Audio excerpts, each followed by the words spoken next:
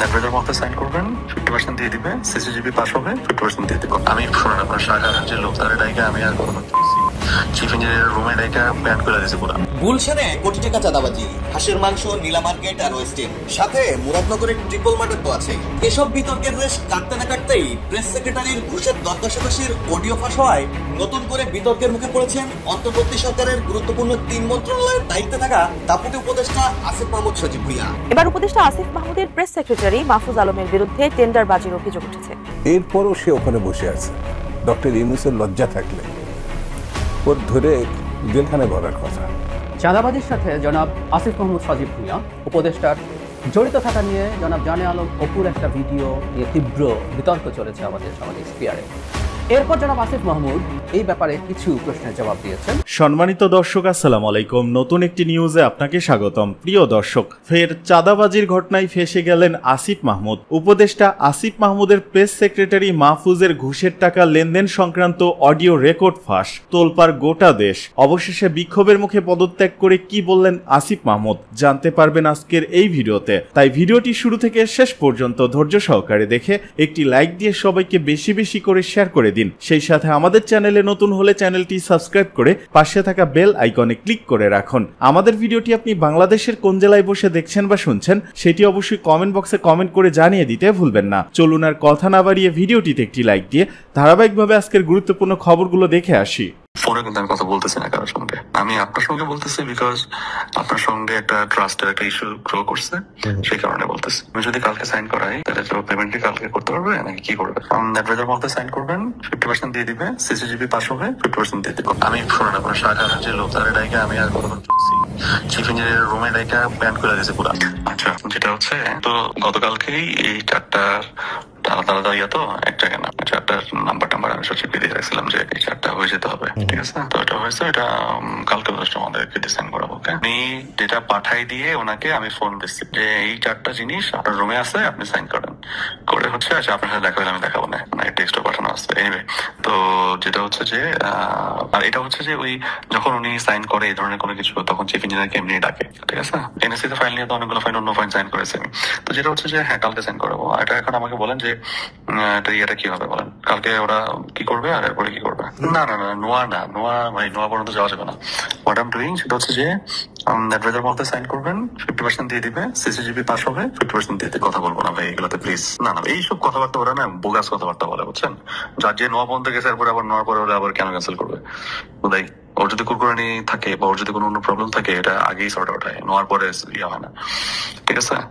না, এটা আপনি ওদেরকে বলেন যে এই ফরম্যাটেই আমরা এখন সবগুলো যত হচ্ছে সবই ফরম্যাটে। নট টক টু এনি ঠিকাদার, এনি থার্ড পার্সন, আর কারোর সাথে বসা তো দূরের কথা, দেখা করা তো আরো দূরের কথা। ফোনে কিন্তু আমি কথা বলতেছি না কারোর সঙ্গে, আমি আপনার সঙ্গে বলতেছি বিকজ আপনার সঙ্গে একটা ট্রাস্টের একটা ইস্যু গ্রো করছে, সেই কারণে বলতেছি। আমি যদি কালকে সাইন করাই তাহলে তো পেমেন্টটি কালকে করতে পারবে নাকি কি করবে? না, পিডি চিফ ইঞ্জিনিয়ার ভাই ওটা মেনটেন করবো। আমি লাগলে যদি বলেন হ্যাঁ তাহলে ওখানে ওটা ডিল কি হবে? আর পিডি আর হচ্ছে চিফ ইঞ্জিনিয়ার এটা তো পিডি চিফ ইঞ্জিনিয়ার দুজনকে মেনটেন করবে ওরা, আমি নট। শফিকুলের সম্ভবত 5C একটা অফার আছে। না না না না, হানিফ সাহেব না, শফিকুল সাহেবের জন্য যে অফারটা আসছে তো ভুয়া তো হওয়ার কথা। সাহেবের খুব একটা প্রবলেম না হয় তাহলে আমরা চেঞ্জ করবো না। এর কাছে ওনাদের কি আছে ওইটা বলেন, মানে কয়টা প্রজেক্ট কি আছে, তো সবগুলো কি ওরা করবে নাকি? না, তো সেটা ওরা বলো, করেন আমি এটা আলাপ করবো। কিন্তু যেটা শুনেন, কাজ কনফার্ম করে দিলে 3% এটা হইলো। আপনি শুনেন, আমি আপনার একটা কথা বলি যে কক্সে এখন কনকারেন্ট কিছু কাজ চলতেছে ডিপিএইচের, যেগুলো আপনার মানে 6% আমি করছি, ঠিক আছে? আপনি খোঁজ নেন যে এটা ওরকম করছে কিনা। হচ্ছে 1 হচ্ছে যে মিডলম্যান সে নিচ্ছে, আর 5 হচ্ছে মিনিস্ট্রির জন্য। তো এগুলো তো ধরেন অ্যাবভ তো ধরা থাকে, ভাই বোঝেন নাই? যখন যে কাজগুলো আপনার টিপিপি হয় সবগুলোরই অ্যাবভ ধরে ডিপিপি গুলো হয়, কোনটাকে সমান সমান ধরে ডিপিপি হয় না। আমি আমার মোবাইলে আমি আপনাকে টেক্সট দেখাবো আমি সচিবকে কখন পাঠাইছি, কখন ফোন দিয়েছি, কখন বলছি, এবং সচিব আবার আমাকে উত্তর কি দিচ্ছে। এগুলো তো যদি বলে যে চিফ ইঞ্জিনিয়ার করে দিচ্ছে, অ্যাবসলিউটলি রং। আমি আপনার ছোট্ট একটা স্ক্রিনশট পাঠাই, ওটা আপনাকে পড়েন। কল দিয়েছিলাম পরে আপনি আপনার কল ঢোকে না কেন? হ্যাঁ আচ্ছা, আপনার কি অবস্থা দিয়ে বলেন, এসবে হবে আজকে রাতে হয় দিবো, পরশু দিন আমি নোয়াই করাবো। না না না, তাহলে আমি এটা ফাইলে রাখি, ঈদের পরে করাবো। আমি ফাইলে আটকে রাখবো, এখন নো আটকে রাখবো। তো এটা হওয়ার জন্য, এটা হওয়ার সঙ্গে সঙ্গে উনি তো দেখতেছে জিনিসটা প্রসেস হচ্ছে, জিনিসটা তো আমার করে দিয়ে গেছে, তাই না? তো ওইটা করতে হবে না। আপনার কমিটমেন্ট ঠিক না থাকলে তো দেখছেন আপনি এই যে যদি আপনার জন্য আমি আজকে কি ধরনের অ্যাক্টিভিটিস করছি আপনার কোনো ধারণা আছে? আমি শুনুন, আপনার শাখার যে লোক তার ডাইকে আমি আর কতক্ষণ চিফ ইঞ্জিনিয়ারের রুমে রেখে প্যান্ট খুলে দিয়েছে পুরা। তাহলে এখন আমি আর এখন যদি আপনি আমার এগুলো শোনান বা ওরা এগুলো শোনায় তাহলে এগুলো হইলো কিছু? হ্যাঁ, আমার মধ্যে ওদেরকে আসতে বলেন, আমার কাছে আসতে বলেন। ওরা আমার ঠ্যাঙ্গে ধরছে ইয়ে করার জন্য, ওইটা আমি দেখাই, মানে টেস্ট দেখাই না। আপনি আপনার কথা ঠিক রাখতে হবে এক। আর দ্বিতীয়ত হচ্ছে যে আপনি যেটা বলেন সেটাকে আমি কিন্তু কনভে করি। কথা দিকে কম হলে কিন্তু এখানে আমার জন্য সমস্যা হয়, তো বুঝছেন? আমি আজকে কিন্তু এজিপি করাবো, করে কিন্তু আমি নোয়াটা আমি করে রাখবো, চলে রাখবো। কনফার্মেশন দিবেন, তারপরে নোয়া বললাম। এখানে কিন্তু আর কোনো ওই মানে 2টা 1.5 2টা 1 এগুলো কিন্তু হবে না ভাই। 1.5 মিনস 1.5, দ্যাটস ইট। হাবিব সাহেব যে 15 লাখ টাকা লেনদেন করছে, কার মাধ্যমে করছে, এটা কিভাবে করছে, কখন করছে? না আমি অলরেডি চার্জ করছি, আমাদের কোনো সুযোগ নেই। হ্যাঁ, সেটা কি না, ওরা ওদের এখানে ভয় পাওয়ার কিছু নেই। কি আটকাবে তার? কোনো বিপদ টিপদ নাই, সেটা আমি বলে দিচ্ছি। ওভারঅল সবকিছু আপনি জাস্ট আমার সঙ্গে কাজ করবেন। আমি তাকে বলতেছি, আমি ওটা বলে দিব। ডিলটা কি এখন কি হচ্ছে সেটা বলেন আমাকে। ওটা বলে হবে না, তো ওইটা বলার পরে আমি এটা এবারে যেটা আপনি বলছেন আমাকে, যেটা আমি ওইটাই আমি উপদেষ্টা মহাদেবকে বলছি। এখন এগুলো বললে তো হবে না। না, কষ্ট হোক থাকুক না, যা খুশি তা করি, ওটা তাদেরকে ওইটা আমরা মানে বলেই নিছি। এখন আবার কথা চেঞ্জ করতেছে কেন? এইটা হইলে আমি কোনোভাবেই কিন্তু এটা আমি আগাবো না। না না না না না না না না, আপনি আমাকে আগে বললেন না কেন? তাইলে ওরা এটা এভারেজে করবে ব্যবসাকে প্রত্যেকটা আলাদা আলাদা মানে ধরে করবে নাকি? না আপনি আমাকে যেটা বলছেন সেটা আমি অলরেডি, আপনি আমার কথাটা শুনেন, আপনি তারপরে কথা বলেন। আপনি মাঝখানে কথা বললে আমি কথা বলবো না, ঠিক আছে? নাম্বার 1 হচ্ছে, আপনি যখন আমাকে এটা বলছেন আমি এইটাই মেসেজটা কনভে করছি। হ্যাঁ, এই মেসেজটা কনভে করাতে যেটা হয়েছে, এখন যদি আপনি এখান থেকে অন্য কিছু বলেন, এটা এখন কোনো সুযোগ নেই, ঠিক আছে? এক। দ্বিতীয়ত হচ্ছে, এখন যেটা হয়েছে তাদের সাথে কন্ট্রাক্ট 5, এটাই আপনাকে আলটিমেটলি করতে হবে। এখন কেমনে করবেন? কালকে নোয়া দিয়ে দেওয়ার জন্য এটা আমরা ট্রাই করতেছি ভাই। ওইগুলো আমি পরে কথা বলতেছি, আমি যেটা দিচ্ছি ওটা আপনি কথা বলার আগে। চাঁদাবাজির সাথে জনাব আসিফ মাহমুদ সজীব ভুঁইয়া উপদেষ্টার জড়িত থাকা নিয়ে জনাব জানে আলম অপুর একটা ভিডিও নিয়ে তীব্র বিতর্ক চলেছে আমাদের সামাজিক স্ফিয়ারে। এরপর জনাব আসিফ মাহমুদ এই ব্যাপারে কিছু প্রশ্নের জবাব দিয়েছেন। বিশেষ করে ওই ভিডিওতে যে একটা সিসিটিভি ফুটেজ দেখানো হয়, যেখানে একটা বাইকার একজন বাইকে চড়ে যাচ্ছেন এবং জনাব অপু দাবি করেন এটা জনাব আসিফ মাহমুদ, সেটা ব্যাপারে তাকে যখন প্রশ্ন করা হয় তিনি কিছু কথা বলেন। সেটা নিয়ে আবার নতুন করে নানামুখী আলোচনা, ডিবেট চলছে।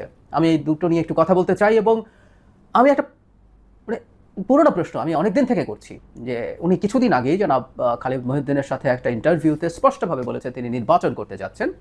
তার বাবাও কিছুদিন আগে বলেছিলেন, যখন তাদের বিরুদ্ধে একটা ভিডিও বা নিউজ রিপোর্টিং তৈরি হয়েছিল, তিনি সেখানে বলেছিলেন যে তার ছেলে নির্বাচন করতে যাচ্ছে বলে এই শত্রুরা এসব করছে। জনাব আসিফ মাহমুদ সজীব ভুঁইয়া নির্বাচন করতে পারা উচিত কি উচিত না, সেটা নিয়ে অনেক দিন থেকে প্রশ্ন করছি, সেটাও একটু যুক্ত করতে চাই।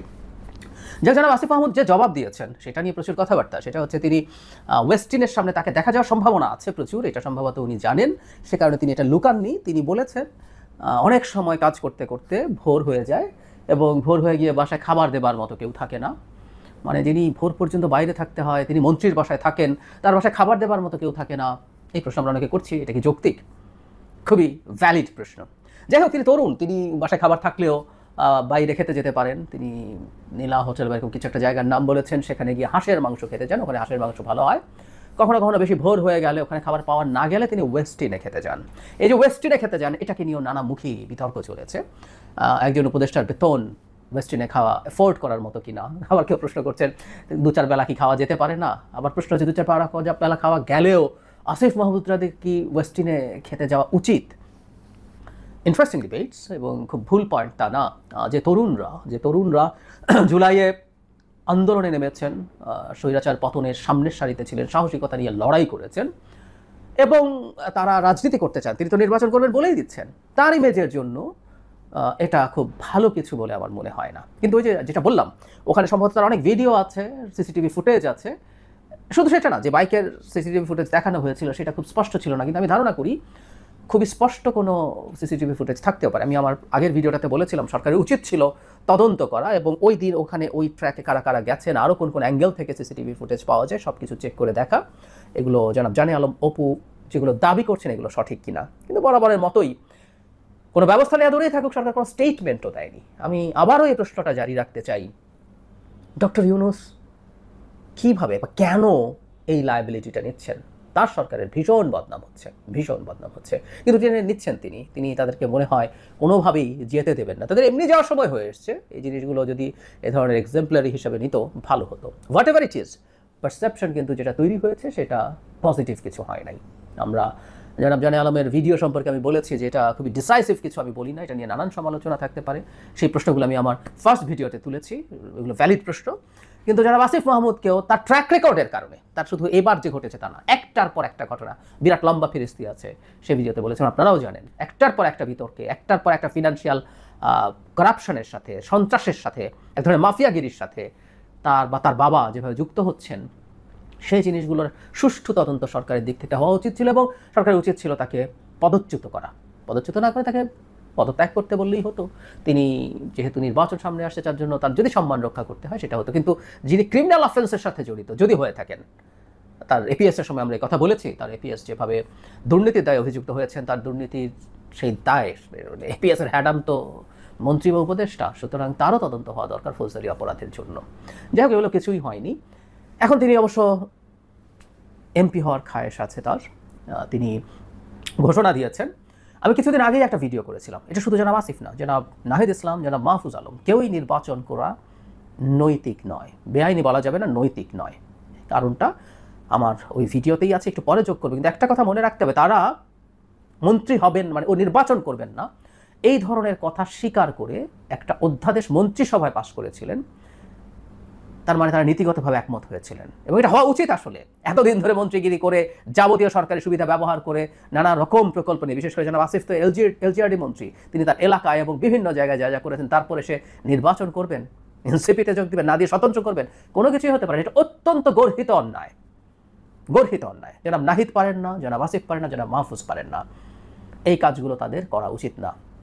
ইল্লিগাল বলা কঠিন হবে, কারণ যেহেতু কোনো অধ্যাদেশ জারি হয়ে যায় নাই, শেষ পর্যন্ত এটা রাষ্ট্রপতিকে দিয়ে সিগনেচার করানো হয় নাই, কিন্তু তারা এই কমিটমেন্ট জাতির কাছে করেছিলেন।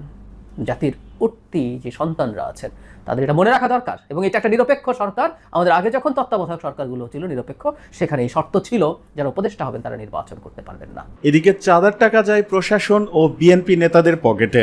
নোয়াখালী কোম্পানিগঞ্জ উপজেলার চর এলাহি ঘাটের চাঁদাবাজির টাকা যায় জেলা উপজেলার শীর্ষ প্রশাসনিক কর্মকর্তা ও রাজনৈতিক নেতাদের পকেটে। এ নিয়ে একটি বিস্ফোরক অডিও ভাইরাল হয়েছে সামাজিক যোগাযোগ মাধ্যমে। বুধবার এটি টক অব দ্য নোয়াখালীতে পরিণত হয়। গত বছরের 5 আগস্টের গণঅভ্যুত্থানের আগে এখানকার বহুল আলোচিত সমালোচিত চর এলাহি ঘাটের নিয়ন্ত্রক ছিলেন চর এলাহি ইউপি চেয়ারম্যান ও আওয়ামী লীগের সাধারণ সম্পাদক আব্দুর রাজ্জাক। তিনি এখন কারাগারে। নির্ভরযোগ্য সূত্র জানায়, চর এলাহি ঘাটটি সরকারি বিধিমতো ইজারা নিয়েছিলেন ওই ইউনিয়নের যুবলীগ সাধারণ সম্পাদক শেখ বেলাল। গণঅভ্যুত্থানের পর ঘাটটির নিয়ন্ত্রণ নেন উপজেলা বিএনপির সাবেক আহ্বায়ক নুরুল আলম শিকদারের নেতৃত্বে তার অন্যতম অনুসারীরা। এ নিয়ে বিএনপির দুই পক্ষের আধিপত্য বিস্তারকে কেন্দ্র করে চর এলাহি ইউনিয়নের সাবেক চেয়ারম্যান আব্দুল মতিন তোতা ও চর ফকিরা ইউনিয়নের যুবদল নেতা এরশাদ মাঝি খুন হন। এর ধারাবাহিকতায় এখনো সংঘর্ষ, দাঙ্গা হাঙ্গামা, ধর্ষণ, দখল, লুটতরাজ অব্যাহত রয়েছে।